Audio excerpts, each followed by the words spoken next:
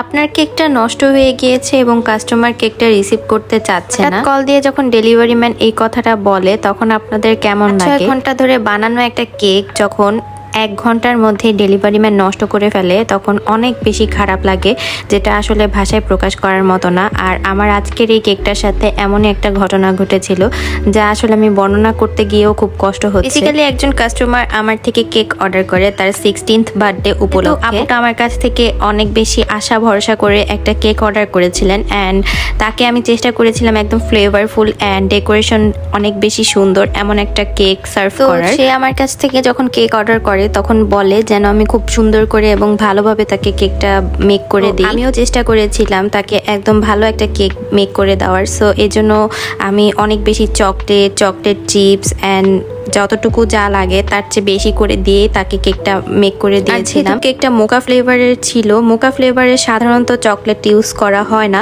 But আমরা কিন্তু আমাদের কফি কেকে অলওয়েজই chocolate and chocolate chips use করে থাকি যাতে করে কেকের টেস্ট অনেক বেশি ভালো হয়। মোকা কেক মিন্স কফি কেক। আর মোকা কেকের বেসিক্যালি যে ক্রিমটা, তারপরে কেকের যে বেস অ্যান্ড যে আমরা যে সিরাপটা ইউজ করে থাকি প্রত্যেকটা ক্ষেত্রে কিন্তু কফি ইউজ করা হয়, এতে করে কফির স্মেলটা অনেক সুন্দর আসে। তো একটু বিটার হয়ে থাকে, সো কফি কেক সামান্য একদম লিটল বিট বিটারনেস অ্যাড হতে পারে কফি ফ্লেভারে। কফি লাইক করে তাদের কাছে এটা খুবই ভালো লাগবে। আমাকে আপু একটা ভিনটেজ কেক পিকচার রেফারেন্স হিসাবে দিয়েছিলেন অ্যান্ড সেম টু সেম করারই ট্রাই করেছি। এখানে প্রত্যেকটা কাজ আসলে নজেলের ছিল আর নজেলগুলো আপনারা কিন্তু ভিডিওতেই দেখতে পাচ্ছেন। ফার্স্টে আমি হচ্ছে 1D এর একটা নজেল ইউজ করেছিলাম কেকের উপরে এবং নিচের বর্ডার লাইনে, অ্যান্ড দেন হচ্ছে ছোট একটা স্টার নজেল ইউজ করেছি। তারপরে আমি কিন্তু পাইপিং ব্যাগ কেটে একদম চিকন করে মাথাটা কেটে তারপরে হচ্ছে এরকম করে ডিজাইন করে দিচ্ছি এবং উপরে একটা চেইনের মতো যে ডিজাইন দেখতে পাচ্ছেন এটাও কিন্তু আমি একদম পাইপিং ব্যাগের মাথাটা চিকন করে কেটে তারপরে এই ডিজাইনটা করেছি। আর এই চেইনের মতো ডিজাইনটা কিন্তু আপনারা ইজিলি স্পাইরাল ভাবে করে দিতে পারবেন। আর এখানে কিন্তু পাইপিং ব্যাগ দিয়ে অনেকগুলো ডেকোরেশন করা হয়েছে, আসলে কোনো নজেলের প্রয়োজন হয়নি। সো আপনারা কিন্তু পাইপিং ব্যাগ দিয়েও অনেক রকমের ডেকোরেশন করতে পারেন। আর এই ভিনটেজ কেকগুলো করতে কিন্তু বেশ অনেকটা সময় লাগে, আমারও অনেকটা সময় লেগেছিল, প্রায় 5-6 ঘন্টা লেগেছিল অল ওভার সবকিছু মিলিয়ে। তো এই কেকটার ভিতরে নজেলের কাজ অনেক বেশি থাকে আর এই নজেলের কাজগুলো অনেক নিখুঁতভাবে করতে হয়।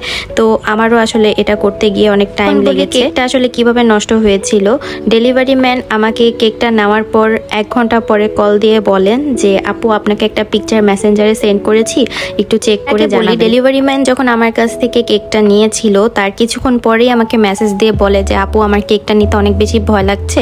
আমি আসলে ফার্স্ট টাইম হচ্ছে এরকম হাইট কেক ডেলিভারি করছি, আগে কখনো হাইট কেক আমি ডেলিভারি করি। আমার বেশ ভয় লাগছে এই কেকটা ডেলিভারি করতে। যেহেতু আমি কেকটা ওনাকে দিয়ে দিয়েছি আর তখন অনেক রাত হয়ে গিয়েছে, আমার আবার ডেলিভারি ম্যান ম্যানেজ করাও পসিবল ছিল না। আমি ওনাকে বলি যে আপনি একটু আস্তে ধীরে কেকটা নিয়ে যান এবং সাবধানেই নিয়ে যাবেন। যেহেতু একটা গ্রুপের মাধ্যমে কেকটা ডেলিভারি করে থাকি তাই আমি আসলে একটু নিশ্চিন্তেই ছিলাম যে আমার যে গ্রুপটা সেখানে একদম প্রফেশনাল রাইডাররা কাজ করেন। তো আমি এই জন্য একটু নিশ্চিন্তে ছিলাম যে হয়তোবা উনি ভয় পাচ্ছে বাট কেকটা সুন্দর মতোই ডেলিভার করবে। তিনি যখন ওই ডেলিভারি লোকেশনে যান এবং আমাকে বলে যে মেসেঞ্জার চেক করতে, আমি তো কেকের পিকচার দেখে একদমই শকড হয়ে গিয়েছিলাম যে আমি জাস্ট কিছুক্ষণ আগে কেকটা দিলাম আর কেকটার এই দশা হয়ে গেল। পরবর্তীতে আসলে আমি আর কি বলবো, তখন আমি বললাম যে কাস্টমারের সাথে কথা বলে দেখি। যে কাস্টমার আপু যিনি আমার কাছ থেকে কেক অর্ডার করেছিলেন তিনি নিজেও অনেক বেশি ভেঙে পড়েছেন এবং অনেক কান্নাও করেছেন। তো ওনার আম্মুর সাথে আমার কথা হয়েছিল অ্যান্ড দেন আন্টি আমাকে বললেন যে কেকটা তিনি নেবেন, প্রাইসটা লেস করি তাহলেই আমার কাছ থেকে কেকটা নেবেন। পরবর্তীতে আমি কেকটার প্রাইস লেস করে দিই অ্যান্ড দেন হচ্ছে ডেলিভারি চার্জটাও আমি আর নেইনি। দেন এরপরে হচ্ছে কেকটা কাস্টমার রিসিভ করেন।